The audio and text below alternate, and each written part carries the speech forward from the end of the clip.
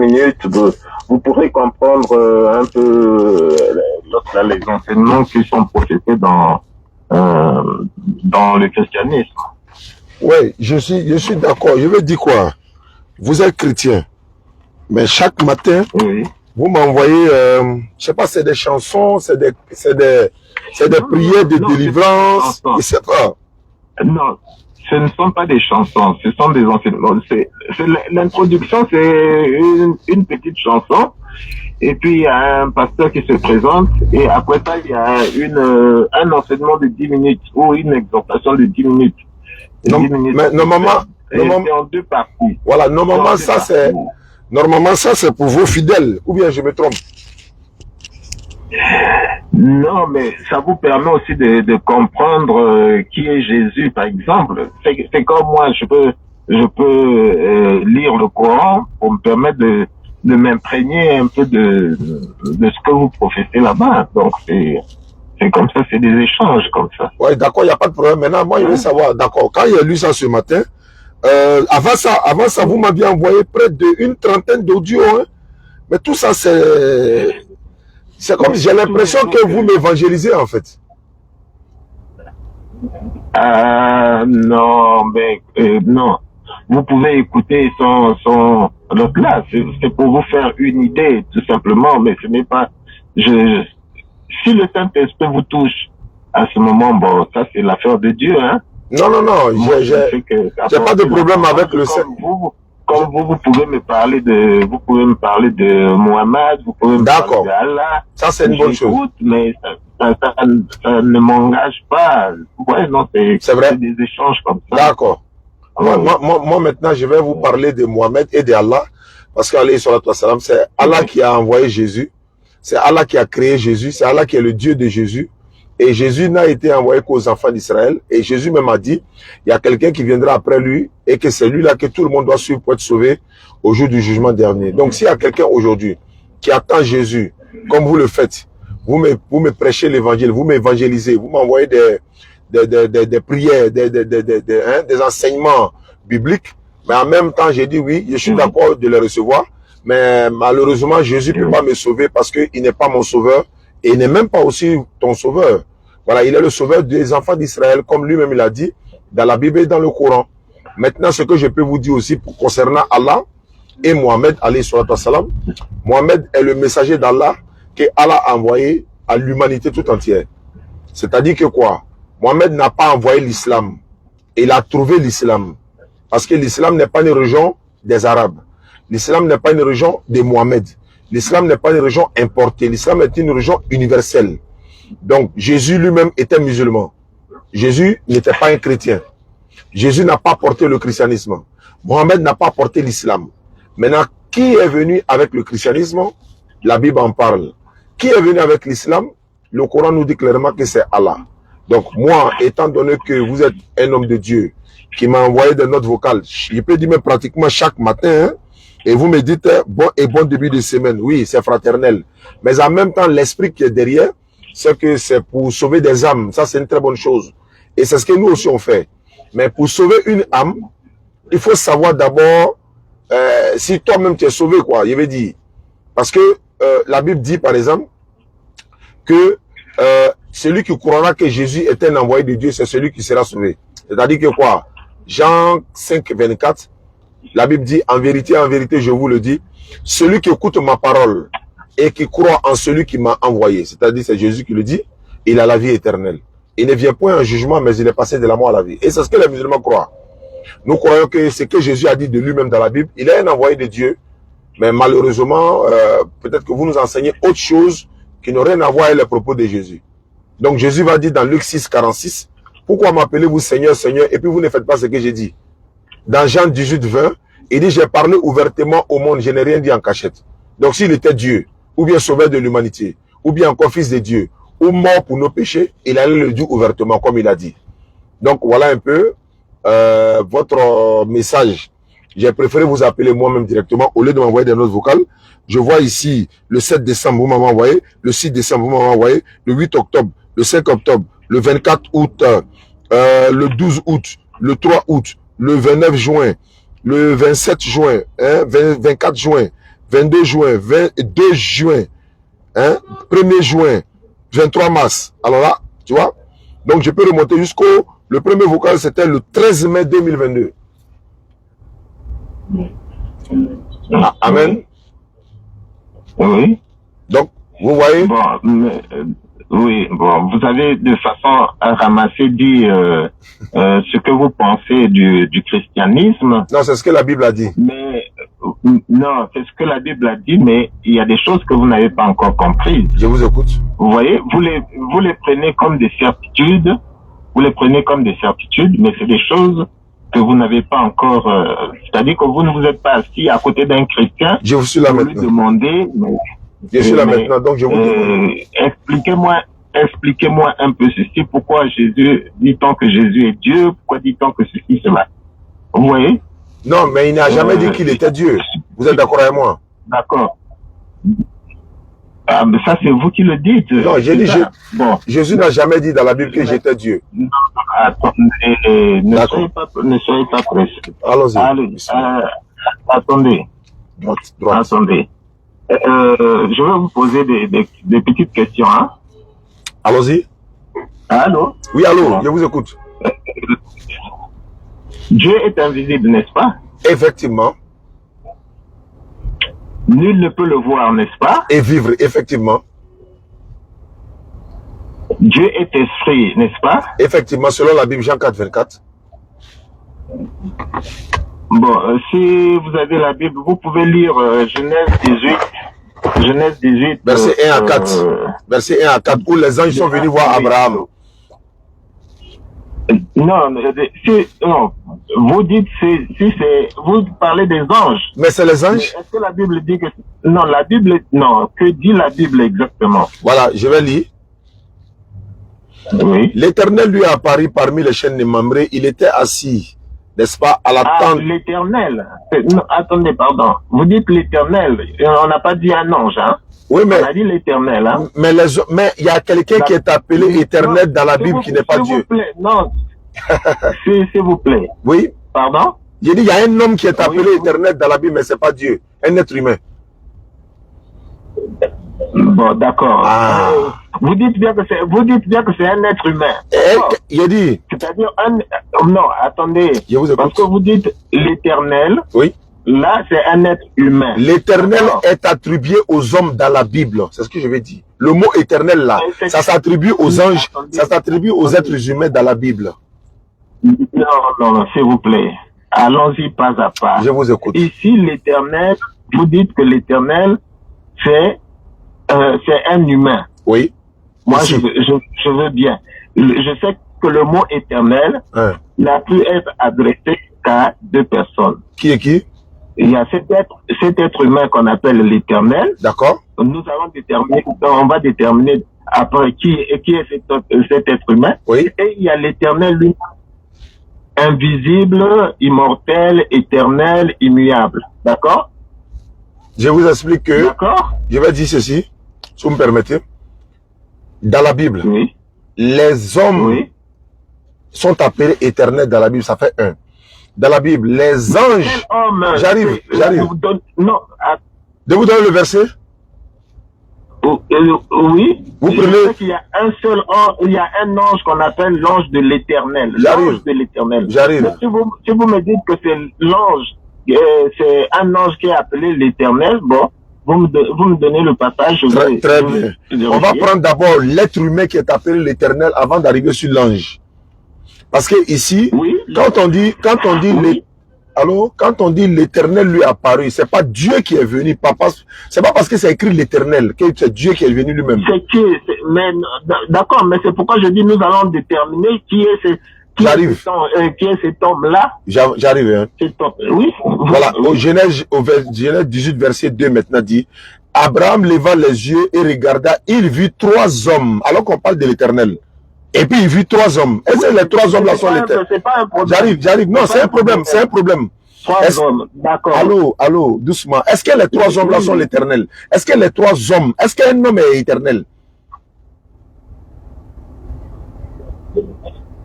Mais c'est à vous de me répondre. Alhamdulillah. Voilà pourquoi je suis en train de vous répondre maintenant. Non, la Bible dit, la Bible parle de l'Éternel. D'accord? La Bible parle de l'Éternel qui apparaît à Abraham. D'accord? Abraham sous les chaînes de Mamré. D'accord. Bon.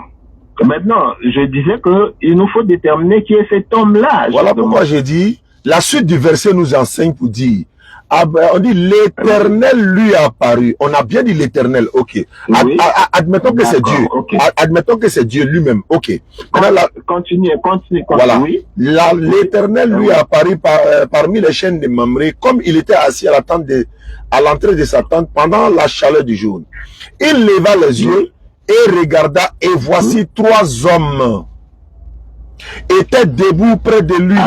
Quand il le vit, il courut au devant d'eux depuis l'entrée de sa tente et se prosterna en terre. Et il dit, Seigneur, bon, tu vois ici, le mot Seigneur ici là. Allô, j'arrive. Seigneur n'est pas au pluriel, d'accord? Non, c'est pas au pluriel, mais Abraham même est appelé Seigneur. Dans la même Bible, Abraham est appelé Seigneur aussi. Est-ce que ça veut dire qu'il est Dieu? C'est pas un problème. Ah, c'est un problème. C'est un problème. D'accord, on continue. Non, allons-y. Voilà, si j'ai trouvé grâce à tes yeux, ne passe point, je te prie, loin de ton serviteur. Prenez, il dit quoi? Permettez qu'on apporte un peu d'eau pour vous laver les pieds. Les pieds de qui? Attendez, les pieds de qui? De l'Éternel. Mais il s'adresse à qui? Il s'adresse à l'Éternel. Donc l'Éternel Dieu, il a des pieds, il a des membres, tout ça là. Oui, mais voilà, vous ne pouvez pas poser la question. Non, je vous pose. Que la Bible, vous suivez. Je vous mets, je vous ouvre déjà l'esprit. Il faut savoir qu'il y a quelqu'un déjà qui parle de l'Éternel parmi les hommes. D'accord. Emmanuel. Dieu parmi les hommes. Non, Emmanuel n'est pas Dieu parmi les hommes. La signification d'Emmanuel. Mais qu'est-ce que ça veut dire, Emmanuel? Non, la signification d'Emmanuel n'avait pas dit que Emmanuel lui-même est Dieu. Je vous dis ça. La signification d'Emmanuel... Emmanuel, c'est Dieu parmi les hommes. Oui, mais est-ce que ça veut dire que Emmanuel est Dieu? Non. Est-ce que ça veut dire que Emmanuel lui-même est Dieu? Mais c'est ce qui est écrit. Non. Dieu parmi les hommes. Non, il a dit Emmanuel. Déjà, écoutez, si vous fermez, vous bouchez votre esprit là, à ce moment-là, vous n'allez pas comprendre. Non, en fait, je vous ai posé une question. Alors, oui, bon. Concédez-moi ça et vous allez voir petit à petit, vous aurez l'éclairage. Oh, d'accord. On s'en va. Maintenant, moi je vous dis, je vous ai dit que l'être humain est appelé dans la Bible éternelle. Un être humain. On va lire. Je suis dans Jérémie 23. Voilà. Vous pouvez vous suivre avec moi. Jérémie 23, je peux commencer déjà au verset 4. C'est le verset 6-7 qui m'intéresse, mais je commence au verset 4. J'établirai sur elle des pasteurs qui les paîtront. Elle n'aura plus de crainte, plus de terreur, et il n'en manquera aucune, dit l'Éternel. Ici, c'est l'Éternel qui parle, dit l'Éternel. On continue. Voici les jours viennent, dit l'Éternel. Donc, l'Éternel parle toujours. Où l'Éternel, c'est-à-dire, voilà, où je susciterai. C'est-à-dire, l'Éternel va susciter à David un germe. Un germe juste. Dans d'autres versions, tu verras un enfant juste. Donc, un germe juste. Oui. Le germe là, l'enfant là, il régnera en roi. Et prospérera la pratique. Non, prospérera. Il pratiquera la justice et l'équité dans le pays. En son temps, c'est-à-dire au temps de cet enfant, le germe là, en son temps, Judas sera sauvé. Israël aura la sécurité dans sa demeure. Voici son nom dont on l'appellera, l'enfant là. L'Éternel, notre justice. Oui. Il s'appelle l'Éternel, notre justice. Est-ce qu'il est Dieu? Oui. Est-ce qu'il est Dieu? Oui, mais est-ce qu'il y a une contradiction? Non, je demande l'enfant là, est-ce qu'il est Dieu? Non, je demande l'enfant là est Dieu ou bien pourquoi on l'appelle l'Éternel? Cet enfant est Dieu. Pourquoi on l'appelle éternel? Est-ce qu'il est Dieu? Pourquoi on l'appelle éternel? Est-ce qu'il est Dieu? Pourquoi on l'appelle éternel alors qu'il n'est pas Dieu? Mais dites-moi, qu'est-ce que c'est qu'un éternel? Éternel, c'est celui qui a ni commencement ni fin. Ah. Maintenant, pourquoi on attribue ça à un être humain? Non. Pourquoi on attribue ça à un être humain? Attendez. D'accord, je vous attends. Je vous attends. Ne soyez pas... D'accord, je vous attends. Ne soyez pas à l'autre là. Hein? Droit toujours. D'accord? Je vous attends, je vous attends. Sur Madame Jonan, mais t'as là, affaire où là? Voilà. Vous savez, l'histoire l'histoire nous enseigne, disons l'histoire juive nous apprend, l'histoire juive nous apprend ceci. D'accord? Il y a un seul créateur, n'est-ce pas? Je suis d'accord. Un seul créateur. D'accord. Mais, quand on dit qu'il n'y a qu'un seul créateur, dans Deutéronome 6.4, le mot qui est utilisé, c'est éternel. Parce qu'il y a deux mots qui veulent dire un seul. Il y a Echad et Yassad. Je ne sais pas si vous connaissez ces mots-là. Je vous écoute. Il y a Echad et Yassad. Bon, peut-être que je prononce mal, mais... Non. Shema Israël. Adonai Elohim, Adonai Echad. Le schéma, c'est toute la phrase. Le schéma, c'est toute la phrase. Mais le mot qui est utilisé pour dire un seul, c'est Echad ou bien Yashad. Hein? Ok. En hébreu. Ok. Echad, c'est un fait de multitude. C'est-à-dire,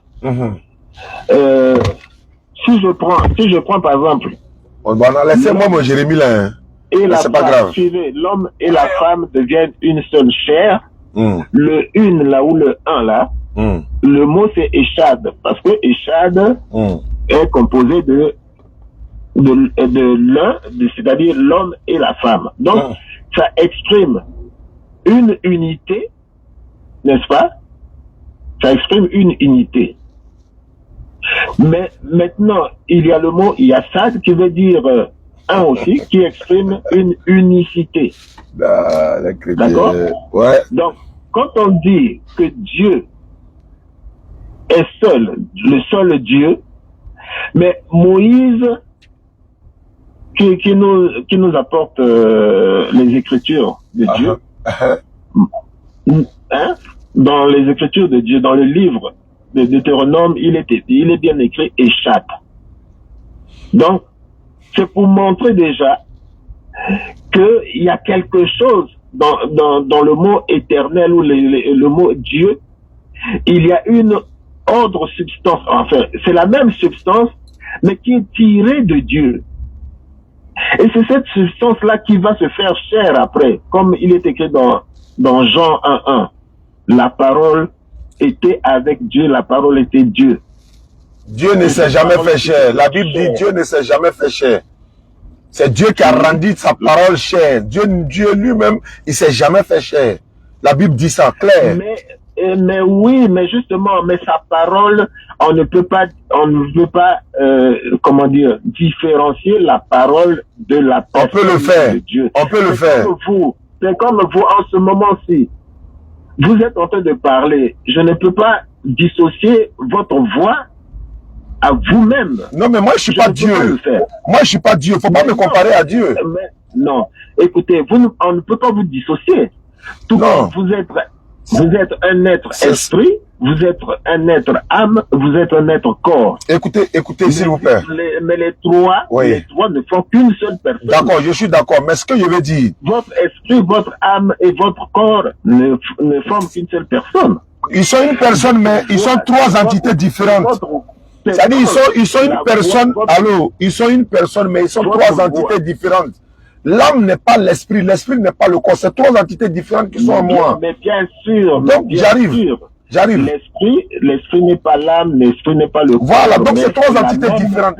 Oui, c'est la même personne, mais quand je suis mort là, mon esprit quitte, mon âme quitte, et puis moi-même je n'existe plus. Je vais dire quoi? Dieu, par exemple. Quand vous dites qu'on ne peut pas dissocier Dieu de sa parole là, moi je dis je ne suis pas d'accord, je vous explique. Vous savez que tous les chrétiens disent que la Bible c'est la parole de Dieu. D'accord, mais est-ce que la Bible c'est Dieu lui-même? Non. La Bible c'est la parole de Dieu, mais est-ce que la Bible c'est Dieu lui-même? C'est comme si par exemple, je vous explique. J'arrive, je vous ai écouté, je vous ai écouté. Attendez, s'il vous plaît, attendez. Parce qu'on a pris le mot Bible. La Bible, ce n'est qu'un document, hein, un support qui est sorti des imprimeries. Mais est-ce que c'est pas la parole de Dieu? Est-ce que c'est pas la parole de Dieu? Ce que nous appelons la parole de Dieu, c'est l'évangile qui est apporté au sujet de Dieu. D'accord, l'évangile là, est-ce que c'est pas la parole de Dieu? Mais c'est la parole de Dieu. Bien sûr, mais est-ce que c'est Dieu lui-même? De Dieu et la parole parlée de non, Dieu. Est-ce que c'est Dieu lui? Est-ce que c'est Dieu lui-même? Est-ce que c'est Dieu lui-même qui est né? Faut m'écouter d'abord ça. Et la parole écrite qu'on appelle le logos. Il n'y a pas de problème. L'évangile c'est la parole de Dieu, mais est-ce que l'évangile c'est Dieu lui-même? Non. Quand on prend le livre de l'évangile, on le brûle là. Est-ce qu'on a brûlé Dieu? Non. On dissocie Dieu de sa parole. Je vais vous expliquer. C'est ce que je vous fais comprendre. Je vous fais comprendre ceci. Ne nous appuyons pas sur la parole qui est sur la Bible, qui est un document qui sort des imprimeries ou qui sort de l'autre là. Hein? Une cellule informatique fait imprimer la Bible. C'est pas de ça qu'il s'agit. Moi, je dis ceci. Est-ce que Dieu n'a pas créé le ciel par sa parole? Oui. Il n'a pas créé la terre par sa parole? Oui. Il a créé même le diable par sa parole? Non. Oui. Mais est-ce que le diable est Dieu? Non. Est-ce que la terre est Dieu? Non. Est-ce que le ciel est Dieu? Non. Mais c'est sa parole qui a créé? Non. Oui. Donc la parole de Dieu, c'est pas Dieu. Si la parole de Dieu, c'est Dieu, c'est que Satan est Dieu, c'est que le ciel est Dieu, c'est que la terre est Dieu? Non. La Bible dit dans Somme 33, Somme 32, Somme 33, versets 6 et 9. Les cieux ont été faits par la parole de l'Éternel et tous les armées par le souffle de sa bouche. Car il dit, la chose arrive, il ordonne, elle existe. Mais il dit quoi? Il dit une parole, non, et puis la chose existe. Maintenant, si sa parole, c'est lui-même là, c'est que cette chose qui existe là, c'est Dieu lui-même. Vous n'allez jamais accepter que le ciel est Dieu. Alors, non, Dieu dit que la lumière soit et que la lumière fût. Mais est-ce que la lumière devient Dieu pour autant? Non. Maintenant, quand on prend le cas des hommes, nous, on n'est pas Dieu. En fait, moi, et puis ma parole, hein? Mais est-ce que moi, je suis Dieu? Moi, je ne suis pas Dieu. Il ne faut pas me parler comme quand vous êtes dans une conception de comparer l'homme au Dieu, là. C'est pourquoi vous n'acceptez pas. Maintenant, revenons au sujet, s'il vous plaît. Non, suivez. Je vais aller pas à pas. Parce que vous abordez plusieurs thèmes à la fois. Quand vous dites que, est-ce que nous sommes des dieux? Mais Dieu a dit que nous sommes des dieux. Mais si nous sommes des dieux, est-ce que nous sommes des créateurs? Est-ce que nous sommes Dieu créateur? Non, nous ne sommes pas Dieu créateur. C'est l'appellation biblique là. Voilà pourquoi je vous ai dit, dans la Bible là. Non, je viens. Dans la Bible là, les hommes sont appelés Dieu dans la Bible. Les hommes sont appelés éternels dans la Bible. Les anges sont appelés Dieu dans la Bible. Même Satan est appelé Dieu dans la Bible. C'est ça qui va vous tromper jusqu'à la fin du monde. Je vous dis ça. On dit Dieu, on dit... Mais nous pouvons... Attendez, on dit Jacob a lutté avec Dieu, non? S'il vous plaît, vous pouvez répondre à cette question. Jacob a lutté avec Dieu dans la Bible ou pas? Mais bien sûr. Est-ce que c'était Dieu ou bien c'était un ange? Mais non, il s'agit bien de Dieu. Non, il ne s'agit pas de Dieu. Il s'agit de Dieu visible. Parce qu'un homme ne peut pas saisir quelque chose d'invisible. Donc attends, Jacob, il a frappé Dieu. Il a frappé Dieu. Parce qu'on dit qu'il a été vainqueur. Jacob n'a pas ceinturé Dieu. Non. Jacob l'a ceinturé, il l'a attrapé. Mais puis il a été vainqueur. Mais écoutez, est-ce que c'est rationnel de dire que... Il a été vainqueur ou pas? Je veux savoir et puis on va terminer. Doucement, allons doucement. Est-ce que c'est rationnel de dire que un homme a tenu Dieu, il a attrapé, par exemple, il a frappé même, parce qu'il a été vainqueur. C'est comme dans la boxe. J'ai été vainqueur, donc il était frappé. La Bible dit que Jacob a été vainqueur. Selon Dieu. Mais peut vous dire que c'est Dieu. Alors que c'est un ange. Alors que c'est un ange. Non, mais non, si vous n'avez donc pas compris, vous n'avez pas compris ce passage-là. Je peux lire le passage s'il vous plaît? Vous n'avez pas compris. vous n'avez pas compris Non, ce passage. attends, est-ce que je peux lire le passage? Parce que moi, j'ai lu près de 100 fois, on dit Jacob, quand tu as été vainqueur, tu as lutté avec Dieu et les hommes et tu as été vainqueur. Mais être vainqueur devant Dieu, ça veut dire quoi? Ça veut dire que tu l'as frappé. Et puis vous dites oui. Allah Akbar. Semaine, lundi là, ça commence bien. Non, comment on peut frapper Dieu? C'est un ange. C'est un ange qui est venu lutter avec lui. C'est un ange. Mais comme ils ont mis Dieu, dès que vous voyez Dieu net, c'est fini. Alors, ça c'est Dieu. Parce qu'ils ont écrit Dieu, donc c'est Dieu. Non. Les hommes, dans Somme 82, verset 6, on dit, vois, je te fais Dieu. Non, vous êtes des dieux. Vous êtes tous des fils du Très-Haut. Vous êtes quoi? Vous êtes des dieux. Dans quel sens? Oui. Parce que la Bible appelle les hommes dieux. Oui. La Bible même dit, Jésus dit, dans Jean 10, verset 30 à 34, il dit, dans cette parole de Dieu, on lit cette parole, Dieu appelle des hommes dieux. Terminer la phrase. On dit, cependant, vous mourrez comme des hommes. Oui, mais vous mourrez comme des hommes. Est-ce que ça veut dire qu'ils sont dieux? Mais non, mais ça ne te touche pas. Ça ne te touche pas. Vous mourrez comme des hommes. Les anges là. Mais oui, mais vous... Seul Dieu a l'immortalité. Seul Dieu a l'immortalité. Mais pourquoi on dit qu'ils sont des dieux et puis ils vont mourir? Pourquoi Jacob lutte avec Dieu et puis vous dites c'est vraiment Dieu? Oui. Vous croyez que ce passage-là s'adressait aux anges? Non, j'ai dit, ce passage-là s'adresse pas aux... s'adresse aux prophètes. S'adressait aux prophètes. Oui. Mais le prophète, c'est pas un homme? Bien sûr que c'est un homme. Mais si c'est un homme, pourquoi le prophète, vous mourrez comme des hommes? Vous mourrez comme des hommes. C'est ce que j'ai dit là. Mais pourquoi le mot est utilisé Dieu? Le problème c'est ça. C'est pour te dire que là, la Bible attribue le mot Dieu aux êtres humains. Je vous ai dit ça. La Bible attribue le mot Dieu aux anges. La Bible attribue le mot éternel aux êtres humains et aux anges. Oui, ça, on le sait. Quand on parle d'Elohim, on peut même les statuettes là, on peut les appeler Elohim. Mais est-ce que le nom de Dieu, oui. D'accord, mais est-ce que quelque part dans la Bible, Jésus a une fois dit je suis Dieu? Comment? Est-ce que dans la Bible, dans quelques passages que ce soit de la Bible, Jésus-Christ a-t-il une fois déclaré lui-même je suis Dieu? Est-ce que ce passage-là existe? Non, écoutez, notre problème n'est pas vraiment celui-là. Notre problème n'est pas vraiment celui-là. Mais on cherche Dieu, non? On est en train de parler de Dieu. Il faut qu'on sache qui il est. Mais tu regarde, je vais t'expliquer une chose. Allons-y. Tu ne peux pas atteindre le paradis de Dieu sans passer par Jésus. Ça, c'est pas biblique. Dieu. Ça, c'est pas biblique. Je vais t'expliquer. Bon, il faut m'expliquer, sinon c'est pas biblique. Un exemple. Je vais t'expliquer. Je vais prendre un exemple terre à terre. D'accord. Tu m'accuses de prendre un exemple sur Gbagbo et Ouattara, par exemple. Ok. D'accord? Mais faut bien parler faut bien parler, hein. Non, voilà. Ok. Je vais bien parler. Le président Ouattara, il est président, non? Effectivement. Bon. En ce moment-ci, Gbagbo n'est pas président. Oui. Bon. Supposons qu'il y ait une loi qui dise, bon, le mandat du président est de 10 ans. D'accord. Bon. Est-ce qu'on peut appeler Gbagbo président? S'il a fini son mandat, il est président, on l'appelle président. Non, je dis que en ce moment, c'est Ouattara. Si son mandat est de 10 ans, est-ce qu'on peut appeler Gbagbo par président? Non, en fait, il n'est plus en fonction, mais on peut l'appeler président. Même jusqu'à présent, on l'appelle, non? Président? Non, je ne parle pas de son mandat passé. Ah, ok. Supposons non, il n'est plus au pouvoir, donc il n'est plus le président, ouais. Non, supposons qu'il n'a jamais été au pouvoir. Ah non, ok, s'il n'a jamais été au pouvoir. On ne peut pas l'appeler président. Ouais, on ne peut pas l'appeler président. Supposons qu'on augmente, qu'on dise que le mandat de Ouattara est de 25 ans. Ok. Bon.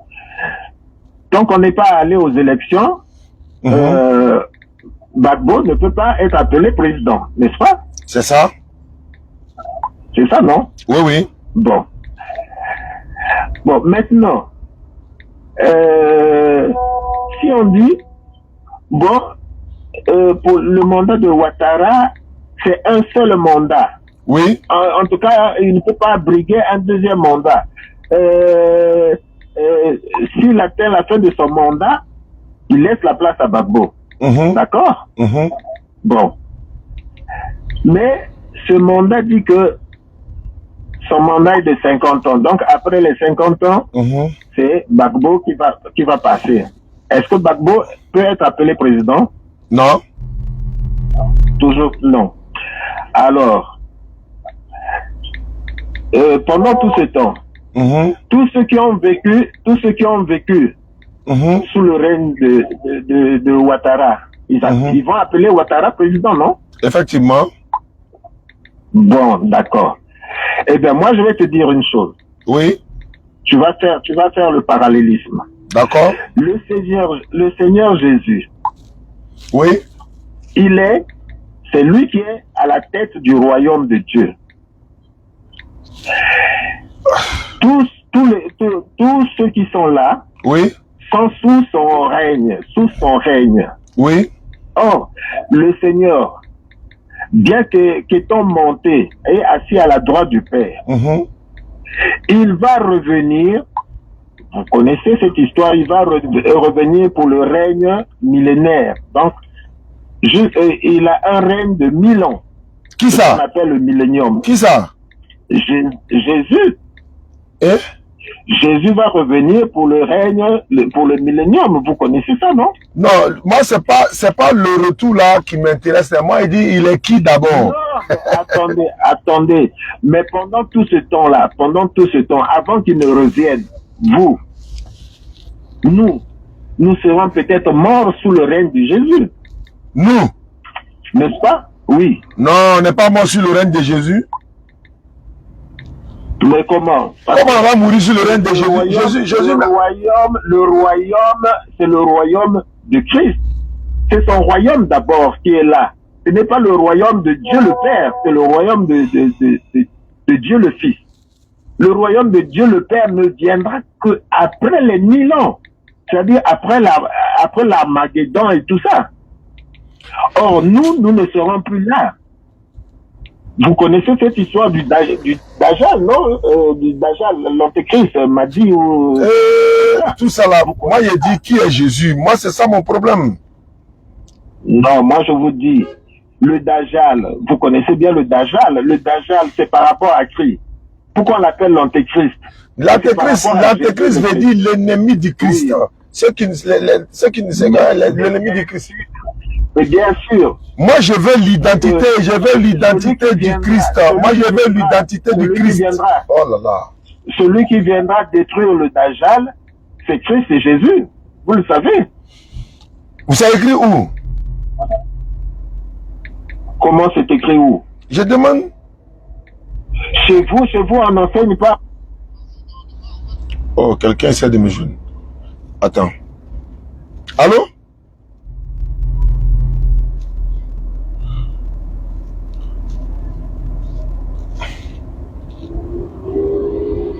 Tiens.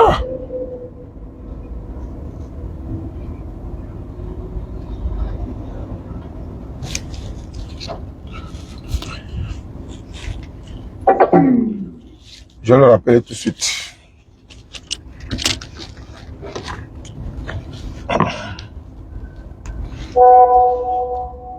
Allô?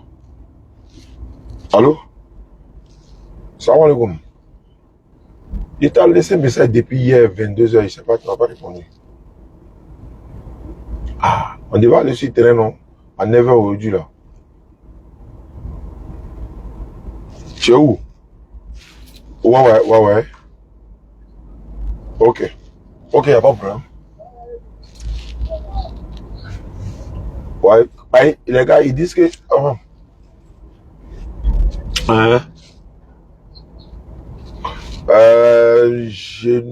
je pense. Non, André, c'est là-bas, tout se passe. Mais arrivé là-bas, en fonction de ce qu'ils vont dire là, maintenant, je vais voir. Mais écoute les voices quand même, et puis tu me reviens. Là, quand à mon retour, tu t'appelles, tu te prends quelque part là-bas. Inch'Allah. Ok, il n'y a pas de souci. Excusez-moi. Hein. Je rappelle le monsieur, quoi. On va terminer notre débat et puis je vais vous laisser aller au travail.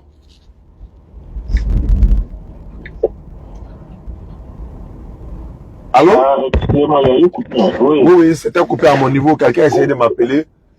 Je vous explique rapidement. Hein, je vais vous expliquer ça rapidement. Islamiquement, il a dit que le Dajjal va venir pour tuer. Bon, lui, voilà, pour qui est l'antéchrist, pas pour tuer. Le Dajjal viendra. Le Dajjal, c'est l'antéchrist. C'est ce qu'il a dit islamiquement. Et que c'est Jésus-Christ. Alors, et que c'est Jésus-Christ qui va tuer l'antéchrist. Et beaucoup de choses encore qui font partie de ce signe-là, qui font partie, c'est-à-dire de la fin des temps. Le retour de Jésus. Là, j'arrive. L'antéchrist. Mais le fait que Jésus revienne là, c'est pas pour venir sauver les musulmans. C'est ce qu'il faut comprendre. Ne pas passer un musulman croire que Jésus revient et que le musulman est assis pour attendre Jésus. Non, hein? Ça n'a rien à voir avec notre salut. C'est ce qu'on vous explique, mais vous ne cherchez pas à comprendre. Ça veut dire que si Jésus vient, il ne vient pas, ça n'a rien à voir avec le salut du musulman. Ça n'a rien à voir. C'est vous qui l'attendez pour être sauvé. C'est vous qui l'attendez, alors qu'il ne vous connaît pas. S'il vous plaît, s'il vous plaît. D'accord. Donc, parce que cette situation nous amène à parler du paradis. D'accord. Donc, il y a un paradis pour les juifs et les chrétiens, il y a un paradis pour les musulmans. Oui. Hein? Il y a un paradis qui est différent, celui des musulmans. Non. De celui des chrétiens. C'est le même paradis, il n'y a pas trois, il y a deux. Enfin, l'enfer et le paradis, c'est le même paradis. Mais non, mais comment? Puisque pour être dans le paradis, pour être dans le royaume de Dieu, il faut être d'abord dans le royaume de Christ. Qui a dit ça? Celui qui a le Fils a le Père. Non, c'est pas... Attendez, vous ne savez pas que Jésus-Christ est venu seulement pour les enfants d'Israël? Vous ne savez pas? Non, c'est pas ce qu'il dit. Faut lire Acte 13, 23, s'il vous plaît. Lisez-moi Acte 13, 23. Non. Ah, vous refusez de lire la Bible. Vous refusez de lire la Bible. Hein? Vous refusez de lire votre propre Bible. Non, je ne refuse pas, mais c'est que vous n'avez pas compris. Non, il faut lire d'abord, avant qu'on va comprendre, il faut lire. Si c'est moi qui ai écrit la Bible, si c'est... Jésus même a parlé dans la Bible que lui, Dieu l'a envoyé uniquement pour les enfants d'Israël. C'est Jésus-Christ qui l'a dit, c'est pas moi. Oui, je sais que Jésus l'a dit. Mais ce n'est pas ce qui est. Vous voyez, si Jésus avait dit autre chose, il serait en contradiction avec les prophéties. Si on lit les Écritures, on va se comprendre. Il y a près de 5 versets dans la Bible où Jésus-Christ n'a été envoyé seulement qu'aux enfants d'Israël. Même vous ne devez pas attendre Jésus-Christ. Il ne peut pas vous sauver. C'est la Bible qui le dit, c'est pas moi. Je vais vous expliquer. La Bible, les prophètes ont dit ceci. D'accord? Je vous écoute. Que la parole a été donnée premièrement aux Juifs. Ensuite, cette parole est arrivée chez les païens. Aux Juifs, il n'y a pas un problème de repentance, ainsi de suite, parce que c'est le peuple élu de Dieu. Donc, en ce moment-ci, le peuple est engourdi. Jusqu'à la fin du temps des nations, l'Israël retrouvera l'esprit de grâce. Il dit quoi? D'accord? Et l'esprit de grâce. Mais pour ce qui concerne les nations, il fallait attendre, c'est même dit dans le livre de Daniel, il fallait attendre que tu dois être retranché, hein, apporte maintenant le message de la repentance et du salut. Donc, le message de la repentance part à partir de la mort de Christ Jésus. Vous voyez, non? J'ai dit Jésus là. On ne pouvait pas prêcher. Non, on ne pouvait pas prêcher aux nations avant la mort de Jésus. Parce que c'est pas possible. Les nations ne pouvaient pas obtenir le pardon. On dit il n'y a pas de pardon sans effusion de sang. Ça c'est pas, ça c'est, ça ne vient pas de Jésus. Qu'il y ait le sacrificateur. Mais oui, il fallait qu'il y ait un sacrificateur. Le plein. Est-ce que vous pouvez montrer un verset dans la Bible où Jésus dit si vous croyez à sa mort, vous serez sauvés? Un verset.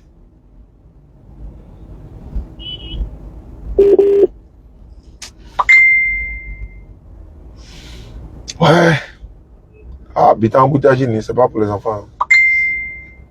Allô? Allô? Allô? Allô, est-ce que vous pouvez lire dans Luc, vous pouvez lire dans Luc 24, s'il vous plaît? D'accord. Luc 24, verset 36. Verset 36. 46. Ok, 46, 47. Voilà. Luc. D'accord. Je suis à la page. Luc 24, 46 dit ceci. Il a dit, ainsi, il est écrit que le Christ souffrirait et qu'il ressusciterait des morts le 3e jour.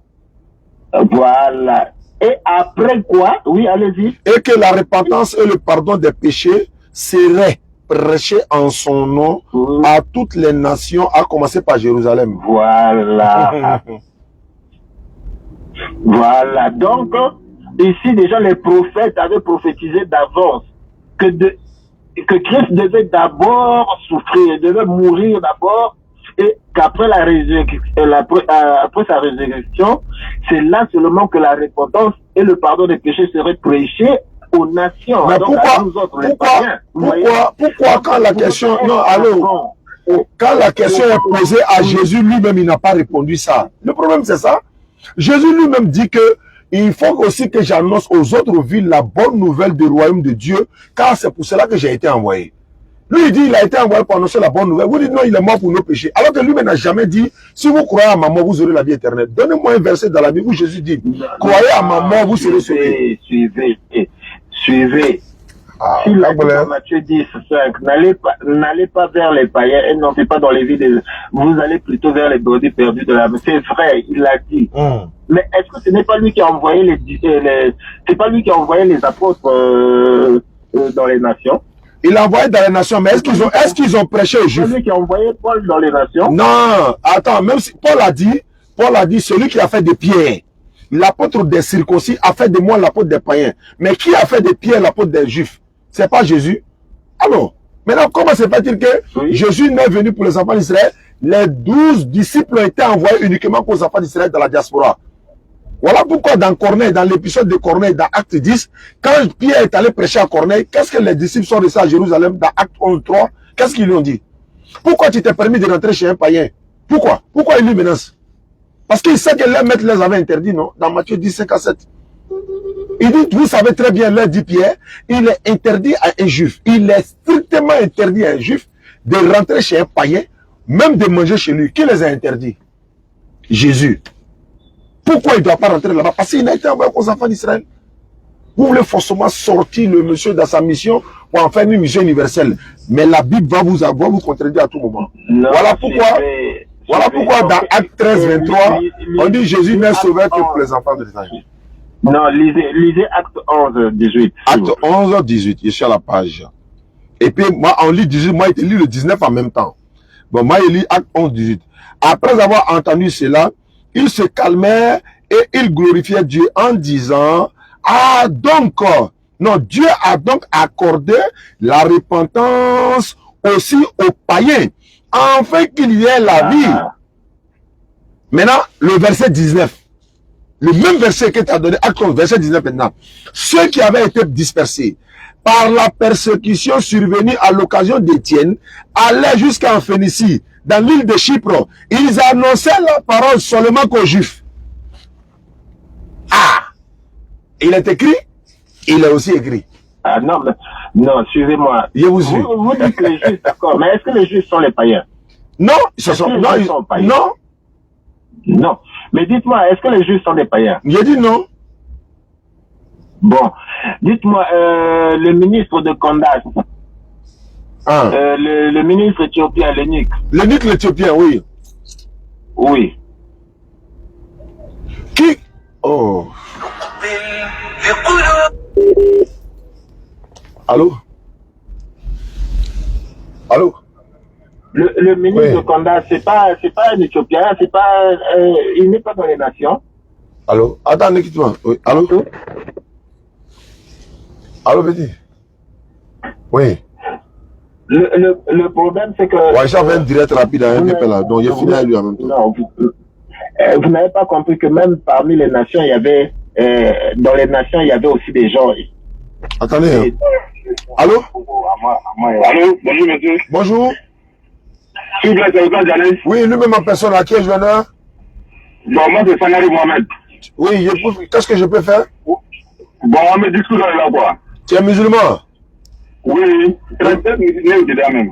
Mais pourquoi tu dis bonjour monsieur? Musulman, il salue son frère qui est à la porte. Voilà. Bon, il s'appelle de 7 ans aujourd'hui, on m'a donné le numéro, il s'appelle de 7 ans. Donc, wa alaykoum salam alors. Wa alaykoum salam. D'accord, bismillah. On me discute là quoi. Oui. Donc, les sons, Ah. Ani Goro, Ani Damu, Ah. Ani Shiraza, Ah. pas Haram Yala Korana Kono. Ouais, ouais. Maintenant, tu le soir, il n'a pas, avec soir, je me le connais juste. Suratul Maïda, surat 5, verset 90. Suratul Maïda, 65, verset 90. Non, surat 5, Ah, verset 90. ok. Allez, les cigarettes. Allez le de l'autre taille quoi. Maintenant pour Pâques là, il y a 4 versets dans la Bible, mais et dans le Coran, il y a donné un seul. Surat 2, verset 173. Voilà. D'accord, mais est-ce que cigarette est interdite dans l'islam? C'est pas écrit noir sur blanc cigarette, mais c'est interdit. Surat 2, verset 195. Allah dit ceux qui se détruisent par leurs propres moyens. C'est-à-dire ton propre moyen là, ça te détruit là. Ça prend cigarette aussi. Pas une cigarette là, c'est pour te détruire. Ça te fait pas grossir, c'est pas vitamine. Il irait pour la walibi, il irait ton chien. Donc Allah dit, ne vous jetez pas par la destruction par vos propres moyens. Cigarette là, ça rentre là-bas. Ok. D'accord. D'accord. Vraiment, Allah te bénisse. Amin. D'accord, salam alaikum famille, on va s'arrêter là, ma tête commence à faire mal. On va s'arrêter là, Inch'Allah. Barakallahu fik à tous. Voilà, mes gars que j'attendais sont arrivés. Bon, ils ne sont pas encore là, mais voilà, merci beaucoup à ceux qui nous suivent. Sachez que, alaikum salam, Anté. Voilà, la DDR, nous serons, Inch'Allah, du 2. Non, pas du 2. Du 9 janvier au 15 janvier à Soubré, Yabayo, Meyadji et Grand Zatri. Du 9 janvier 2023, Inch'Allah, au 15 janvier dans ces localités de la Nawa. Et du 15 au 19, nous serons à San Pedro, Inch'Allah. Population de San Pedro, acte 3. La DDR est en route. Et ensuite, quand on vient, on va à Djekanou. Là m'a donné la date même. Voilà, attends, je vais vérifier en même temps. Djekanou. Il a dit, programme de la DDR du mois de janvier. Soubré, 9 au 16. Moi, il a dit 15. Du 9 au 16 2023. Soubré, Yabayo, Meyadji, Grand Zatri. Et San Pedro, du 19 au 23. Ah, donc la date a changé. Du 19 au 23 janvier 2023. Et Djekanou, c'est du 2 au 5 février 2023. Djekanou. Voilà. Et Ibrahim de la Bagoué, mon frère et frère. Voilà, c'est mon propre frère même. Lui se marie bientôt. Et nous serons tous dans la Bagoué là-bas pour cet événement-là. Donc, quand la date arrivera, on va vous annoncer officiellement. Et puis, j'ai donné son numéro partout. Et tout le monde pourra quand même lui apporter le soutien qu'il peut, Inch'Allah. Merci beaucoup à vous. Qu'Allah facilite. Alhamdulillah. Merci beaucoup. N'oubliez pas de nous apporter les kits convertis. Nous sommes en rupture de kits convertis. En rupture de kits convertis. Salam alaikum.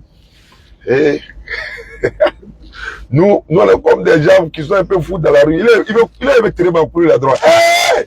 Ouais, on dit quoi? Ouais, ça. Tu passes ton temps à crier souvent. D'accord. Donc, merci beaucoup.